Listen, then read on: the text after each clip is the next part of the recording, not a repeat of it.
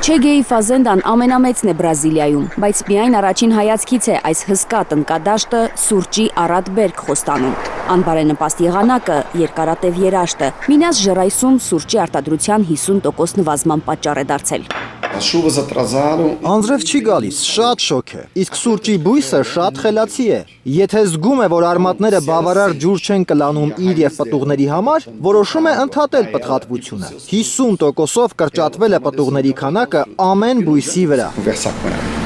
2025 թվականն արդեն կորած է, հուսադրող խոսքեր չունի Չեգե ֆազենդայի մենեջերը։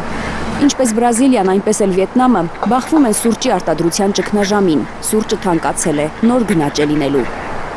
Բրազիլիան, որ սուրճ արտադրող ու արտահանող առաջատար երկիրն է աշխարհում, այս տարվա փետրվարին նախորդ տարվա նույն ժամանակահատվածի համեմատ արտահանման արդեն ավելի քան 10% անկում է ունեցել։ Սուրճը պակասել է, պահանջարկը աճել, ինչը եւս թանկացման պատճառ է։ Անցած տարի դեկտեմբերին սուրճի համաշխարհային գները պատմական բարձր են եղել։ 1 տոննա ռոբուստա տեսակի սուրճը վաճառվել է գրեթե $5,700-ով։ Հայաստանում վիճակագրական կոմիտեի տվյալով 2025 թվականի փետրվարին 2024-ի նույն ամսվա համեմատ սուրճը ավելի քան 17% թանկացել է։ Այս տարվա հունվարին 2024-ի դեկտեմբերի համեմատ է գինը բարձրացել։ Սուրճը դառնում է դեֆիցիտ, բայց աշխարհը չի դադարի այն օգտագործել։ Ինչ կլինի, պարզապես մենք նույն քանակի սուրճի համար ավելի շատ կվճարենք։ Գնաճի պատճառներից մեկն էլ Չինաստանում սուրճի սպառման աճն է։ Վերջին տասնամյակում չինացիները սկսել են շատ սուրճ խմել։